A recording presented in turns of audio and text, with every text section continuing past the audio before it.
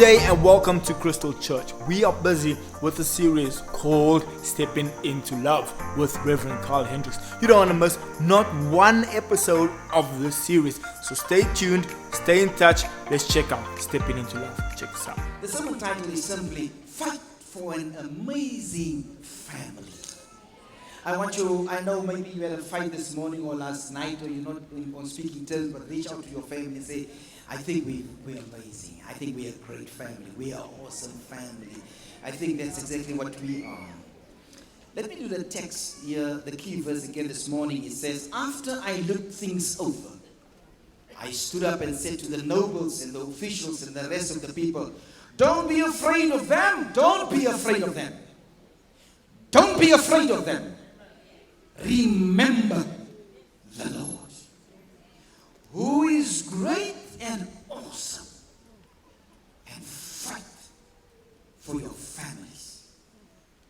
It's clear that he's addressing men here because now Nehemiah defines, he says, your families are your sons and your daughters, your wives and your homes. It means it includes each and every one, including your possessions. Because what's in your house is yours and it's your possessions. Let me give you a quick backdrop here. You know the story of Nehemiah rebuilding the wall, I will not start right from the beginning where he asked for leave from his king as a cupbearer. But I will pick it up where he was really walking amongst the rubble and once wanted to rebuild the wall. Everybody was really mocking at him and they thought he will never be able to rebuild that wall.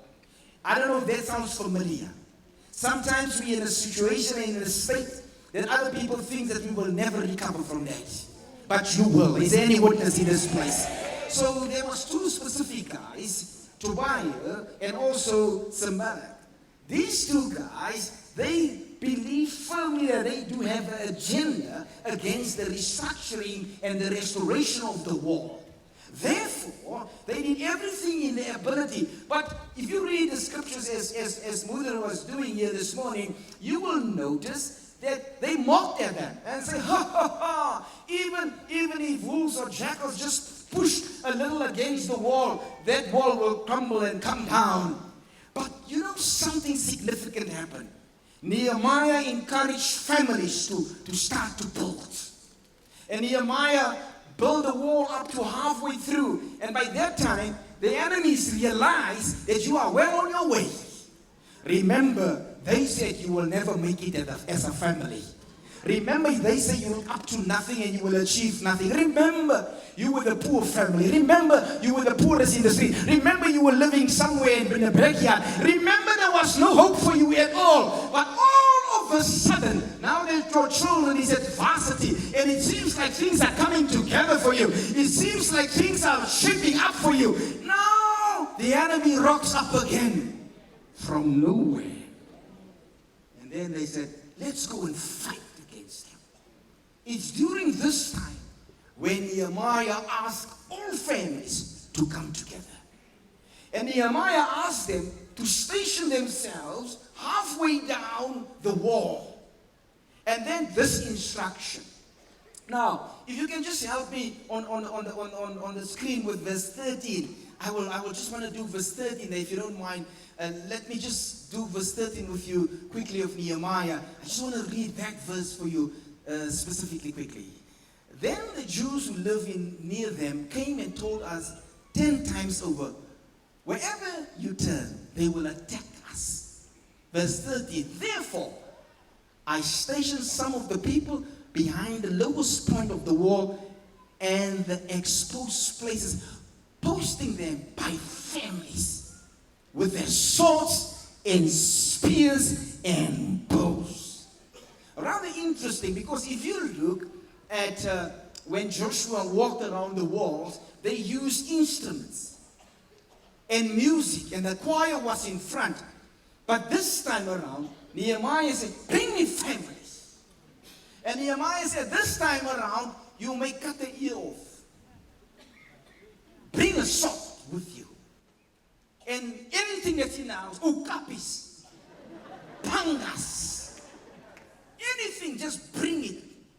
45s, anything that you have, rifles, here because the time has come that you stand up tall, strong, and loud for your family.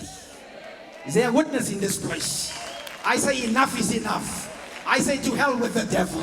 I say you've run amok with my family for too long. I say the time has come for us to take out everything that's in our ability. You can take this and spiritualize this text. If you want to use the word sword, and you can use it as the word Bible today. You can man yourself up with a little 45 for your family and say, you devil, you're not coming for my family. But you better wear yourself not just out on that one aspect. You better get the prayer in line. You better get the word of God in line. You better get the Holy Ghost in line. You better take everything that's in the book, get it out and tell the devil, you back off from my family.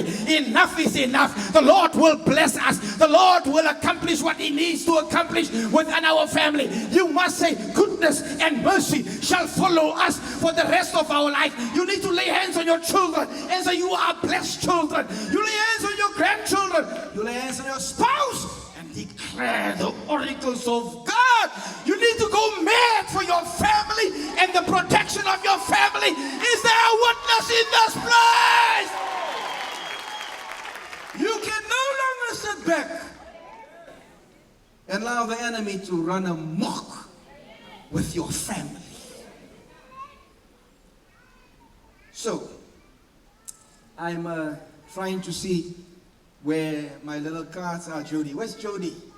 Where's my card?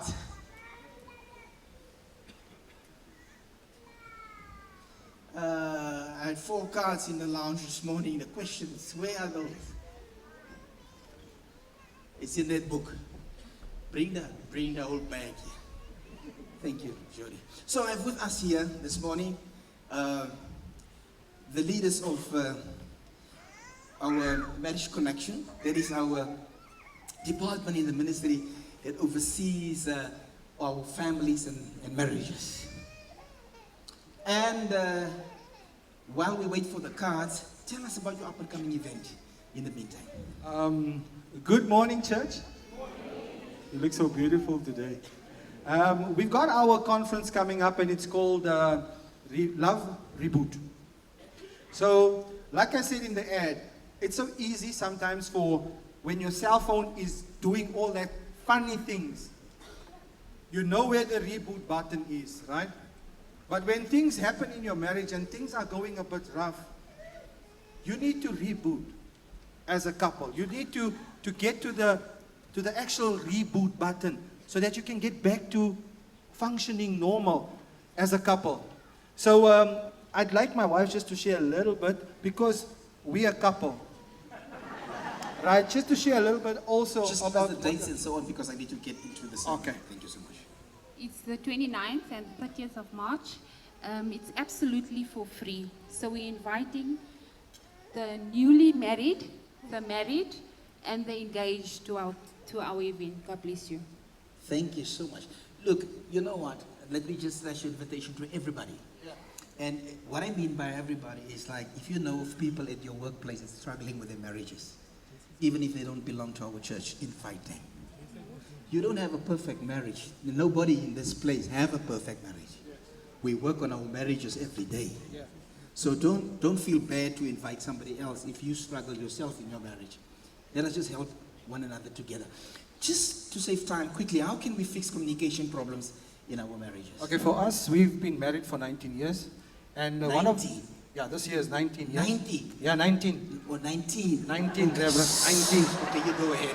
It's But like, you preached. It's like, how old am I if you're married for 90? And you preached about communication. Okay. And it's been successful for us as a couple. And one of the things that we've learned is that it's to be intentional about making time to talk to one another. So that's the one thing. It's intentional. We make time. Doesn't matter if we come from work, we have a busy life. Yes, all of us do. But we have to make time to talk. We have to make time to speak to one another. The other thing is, avoid misunderstanding or misreading. When we communicate, it's rather better to ask, can you just explain that to me again? Because I think I'm not understanding it. Sometimes when people just say, whoa, and you misread it, It takes so much longer to resolve that issue. And then the last one I'd like to say is to listen without being offensive. So if your spouse is speaking to you about something, listen. Don't be offensive from the start, because you miss the actual, the goodness of communication. Yes, let me just move a little on because of time. I don't want to ask us the next question. How do you deal with financial stress in marriages? Well, I think the most important key here is that the husband and wife needs to have a united front with financial pressures. Natasha reminds me regularly that stressing or arguing over money that's not there is not going to make the money appear. We need to talk openly. You've got to communicate and set goals. Prioritize what's important, and acknowledge and accept that there's emotions, that we're emotional beings. And importantly, make compromises and avoid the blame game. Make compromises and avoid the blame game. If you did not give that money to your mother, we should have made it this month. Yeah, something like that, right? Yes, yes. Or if you did not buy that new, I almost say LP player. Some will catch it another time. So how do I keep my marriage alive after kids? I think it's important to make a date with your spouse and stick to it. So take one day of the week, let granny look after the kids or someone else look after the kids, and go out and just spend some time together.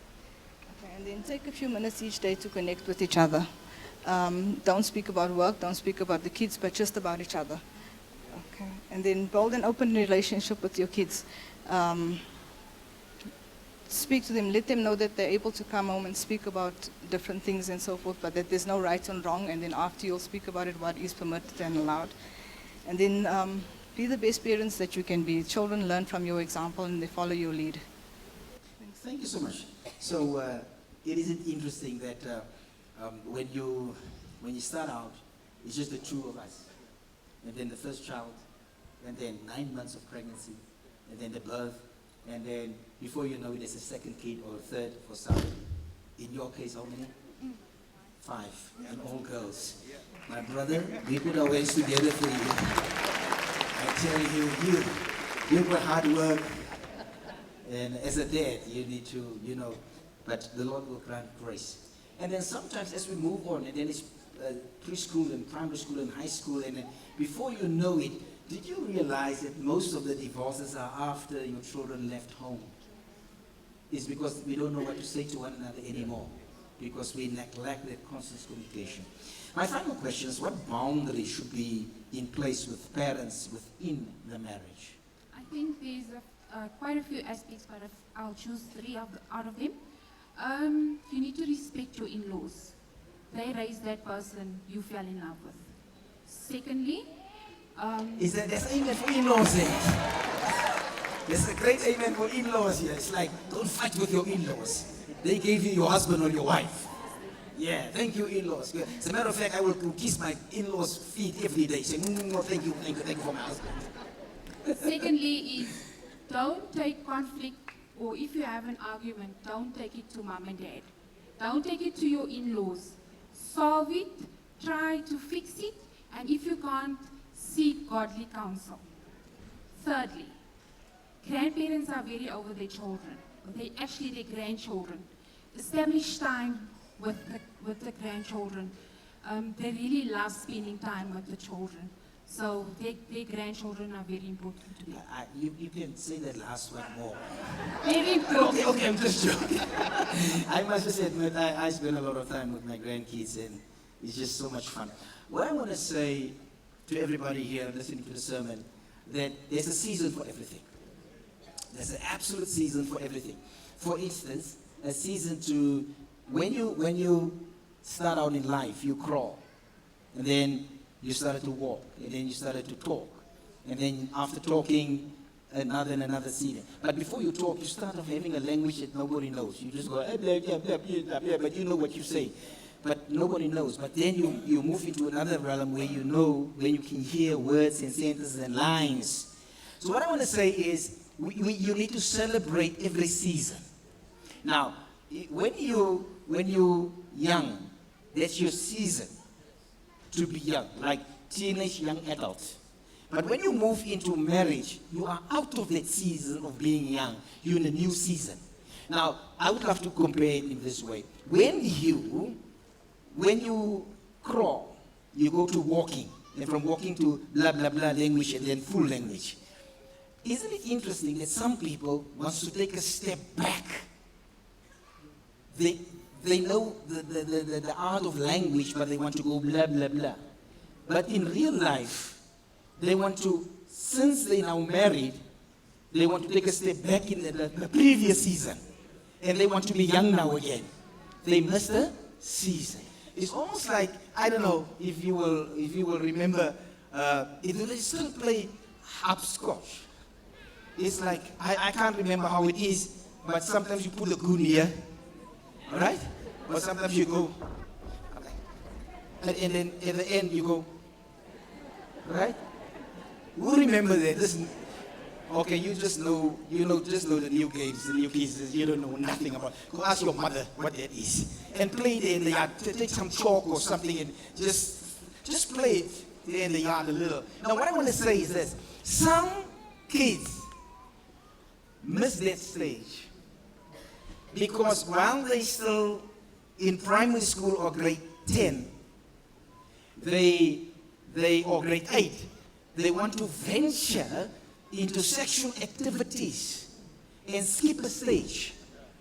And now that they marry, now that they have a child, they go dump the child in the grandma and they want to go back to hopscotch. Now they say, I'm also young. You miss her? Well, if you miss that season, walala, it's not body time for you. Break wings, baby. Break the wings, baby. Break the... Because you don't know. You need to know where you are in life. If I'm you, I will put our hands together and thank our panel here this morning.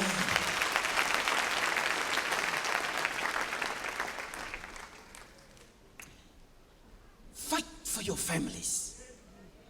Fight for your sons and your daughters, your wives and your homes. I'm going to give you a few symptoms of things to be on the lookout for, things that will destroy your family. And I'm literally just going to touch in it. This is negatives, but you need to know that it exists. The first one is when you don't fight for your family, you criticize. Complaints are fine, but criticisms are global. I accept that. But you know, it's the way you do it. When you attack a person, you must be very sure. When you say something like, please take the garbage out, and the person most probably did not and forgot about that, it is not you or your place to attack the person negatively based on that, because it was simply a mistake.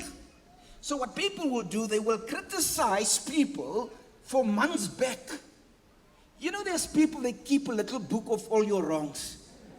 And then when they hit you from 1945, Second World War, and they connect it. Now I'm saying a negative is stop criticizing your family. The second negative is when you don't fight for your families, you contempt. Now what I mean by contempt here is a vast word. It means name calling. Because when you're upset, you don't mean it, but you want to hurt. Then you say, you fat, you. No, let me be nice. You overweight. But you hurt the person. Because you don't think what you do, but you're breaking your own spouse down. Or maybe you roll your eyes. Who knows that? When you talk to your children and they roll their eyes, even though they're not saying anything, that means a lot, isn't it though? Or even if you address one another in a room as spouses, and the one person roll their eyes. Or let's take businessmen here in the place, and you call one of the staff members in and they roll their eyes. They don't have to say anything. Just by rolling the eye means like, I don't agree with you, and I'm not prepared to agree with you. I think that under contempt that you must be very careful for us is to be sarcastic, or mockery, or hostile humor. You make a joke and then you really didn't make a joke, then you say it's a joke. Somebody help me now. Do you hear what I'm saying here this morning? So it's important for you not to say certain things that will hurt your partner or your children or the children back to your parents.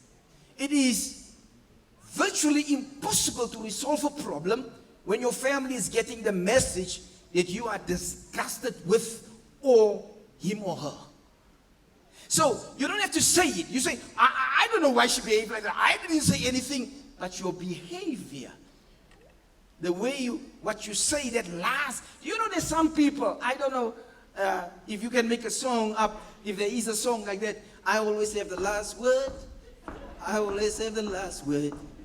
There's people, even though they say sorry in the conversation, before the conversation ends, last word. Those things break families down. Let me move on. When you don't fight for your family, you're defensive. Pastor Regan touched it so beautifully this morning. So defensiveness is really a way of blaming your partner. You're saying in effect, there's meaning the problem isn't me. I'm not the problem, you're the problem. And you are really defensive because you are addressing an issue.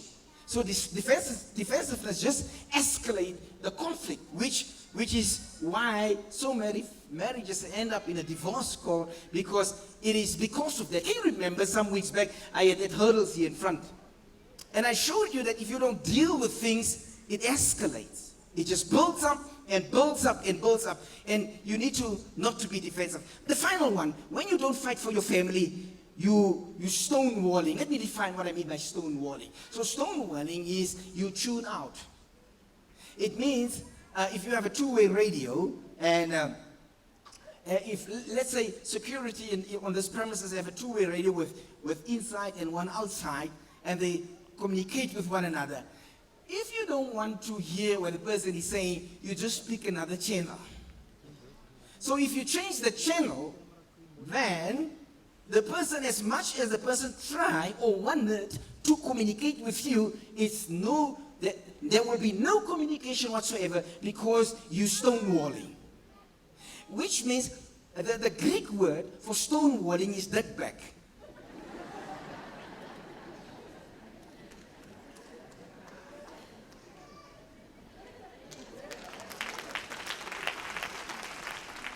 Some don't want to clap because they are now dekbek. Must he just touch on that? So it means you disengage. Now, if you do that, don't just remove the person from the conflict. It ends up revolving or resolving the conflict. It places you in an emotional distress. It places you within a complex situation where your relationship will not be able to move on because there's a brick wall between the two. And the brick wall is really not a literal wall, it's your face. I'm not prepared to talk about this any longer. Stonewalling. So when you confront and when you talk to one another about it, we have the tendency to do what we call stonewalling. Now, all these things will break marriages. Is there any agreement on that? Of course, there's hundreds more. But because of our time frame, our sermon, it is not possible for us to address everything. How to fight for your families. Let's get back to the text. Don't be afraid of them. Remember the Lord, who is great and awesome. And fight for your families, your sons and your daughters, your wives and your homes. So, just to save a bit of time, you need to know that in order for you to have amazing families and to protect your families, you need to show protection, and you also need to show some form of respect. So, I have an umbrella here.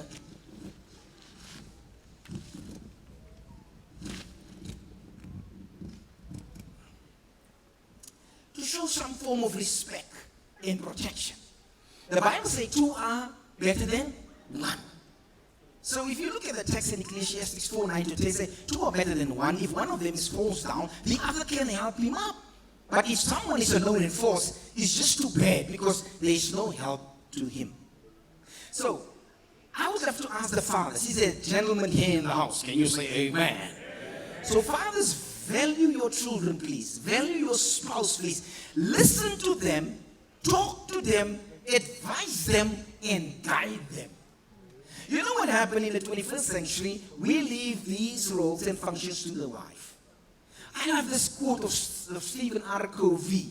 He passed on just, I think, recently. He says, most people do not listen with the intent to understand. They listen with the intent to reply. You know, you're still busy talking, but somebody already have the answer. Who knows? I know it's not you, but who knows? I'm going to try to put it out of sight there and leave it open. Who knows? Who knows that the spouse or the children, you're still busy discussing. It doesn't matter your angle. You can be nice. You tried everything. One day you shout. The next day you're nice. You tweak in between. But forever the response is negative. So I'm saying it's important for us to listen. But it's important to set boundaries. It's also a way of protecting your family. It means we often use boundaries to protect our children in many other ways, to harm them from harm and danger, but we don't protect them emotionally. I think we need to start to protect our children emotionally as well. Because on the one hand, we're going to throw a lot of cash to them to private schools, but on the other hand, we scar them emotionally.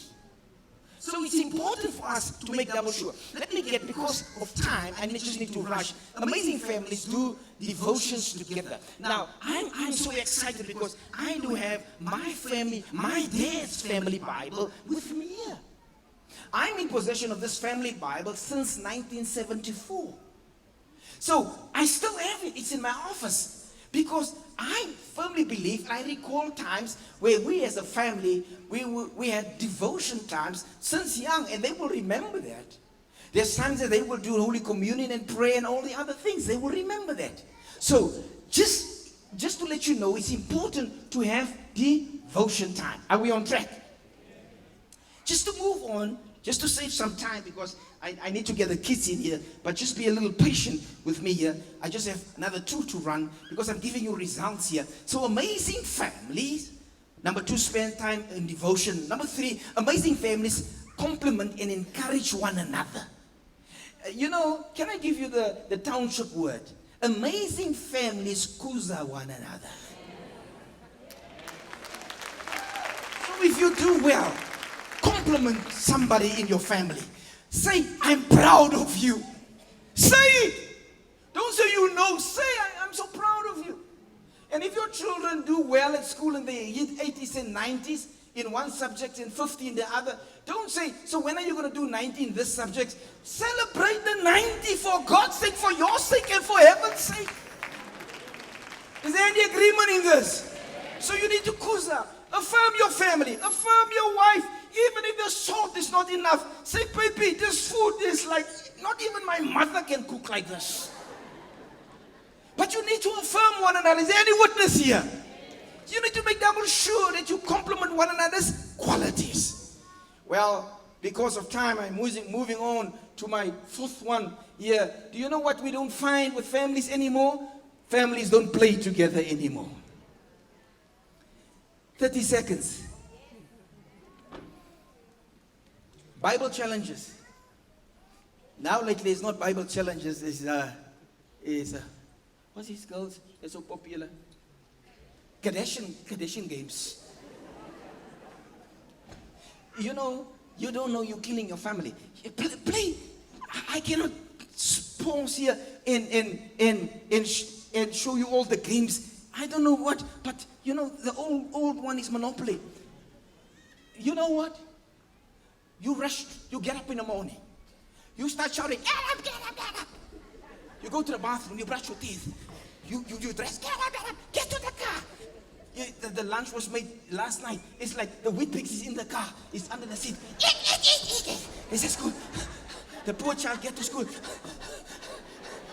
You get to work. Through traffic, it's like, and then tonight again.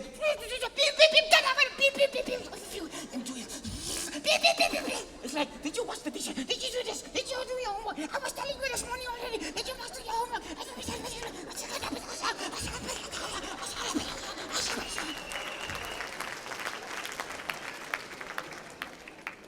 You will never save your family Will you take this one serious? Pause a bit. Your soap is not as important. Switch the TV off. The dishes, we can wash it, or if do it another time, or break it like the Greeks. Just say, break you. Or use paper plates if there's no time. Nobody's going to kill you. Just a paper plate. Bing! Gone with you. Are we in agreement here? Come, somebody help me now. Are we in agreement here? So amazing families play together. The final one here in my explanation is amazing families balance life and work and family life. There must be a balance. You know what's the problem with the millennials? They just want to succeed and hit the big numbers. And then they succeed in the private sector, but their family life is in pain.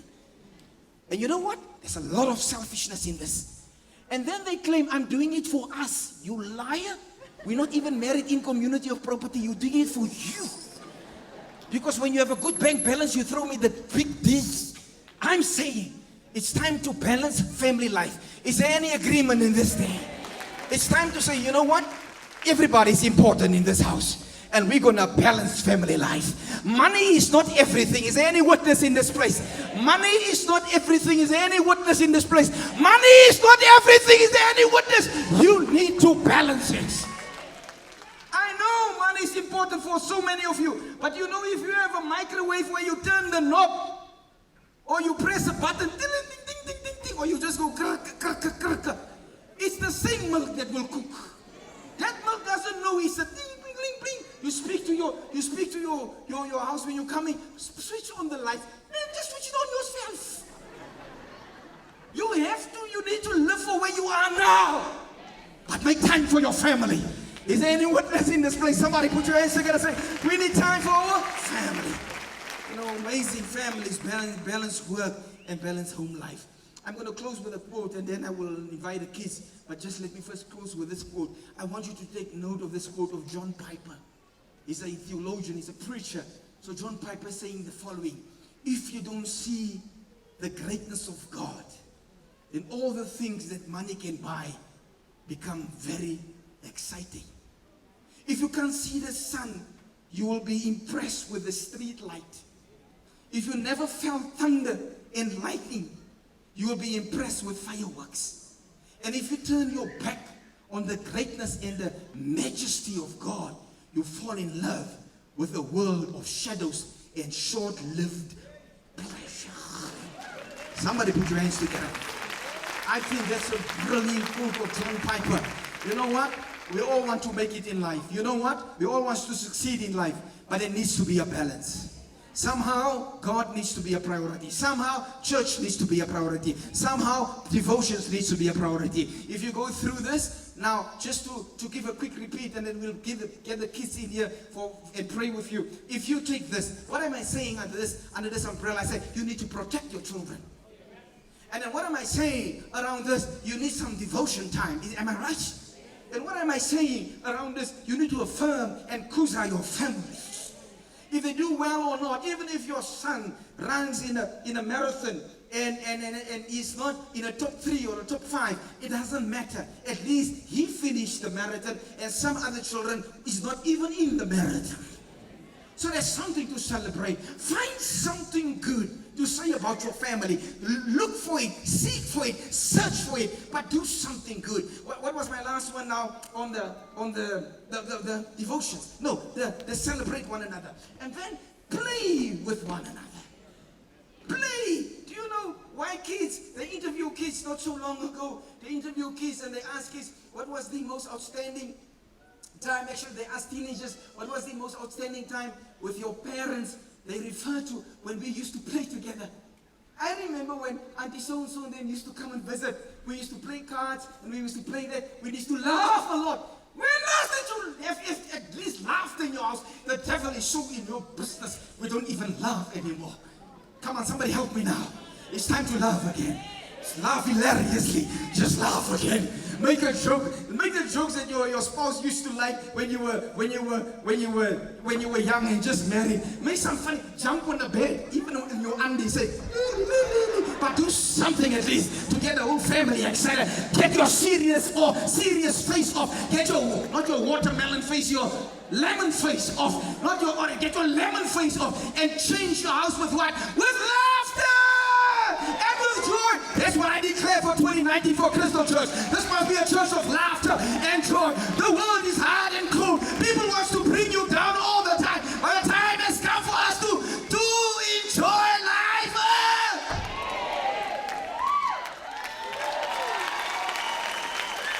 Say silly stuff. Do your silly jokes again. Do silly things again. And then make sure you don't just chase money. Chase your family as well. Make sure you don't just chase a career. Chase your family as well. Make double sure that you balance well. And then again, John Piper, read with me. If you don't see the greatness of God, then all the things that money can buy becomes very exciting. If you can't see the sun, you will be impressed with a street light. If you never felt under thunder and lightning, you'll be impressed with fireworks. And if you turn your back on the greatness and the majesty of God, you'll fall in love with a world of shadows and a short-lived pleasure. It's time for us to build an amazing family. Hallelujah. Get me behind us, devil. Leave my family alone. I rebuke you. You leave my family alone. You leave our health alone. You leave our children alone. You leave our finances alone. You leave our home alone, because you can pray and protect your home as well. You leave what we have is ours. We work for them. No weapon formed against us shall prosper. We are the head and not the tail. We are above and not beneath. We stand firm together. We are the apple of God's eyes. We are a family. To united we will stand. We will not default in life in the name of Jesus. And no weapon formed against me or you, my husband or my wife, shall prosper. My children, you will make it in life. God somehow will help you through life. You will make it in life. You will come through. I will protect you as far as I can. As the father of the house, I will not keep you all and out, but let me run through it. I will protect you as much as possible. I will affirm you. I will cruise on you. We will have devotions. We will laugh and have joy and fun. We will balance life. We will be a family again. Where they say it's old school, I'm saying it's not old school. It's how you keep the family together. Trust that you enjoyed today's sermon. If you are in the nearby Johannesburg area, please join us at 7 Walton Street, Johannesburg. God bless you and thank you.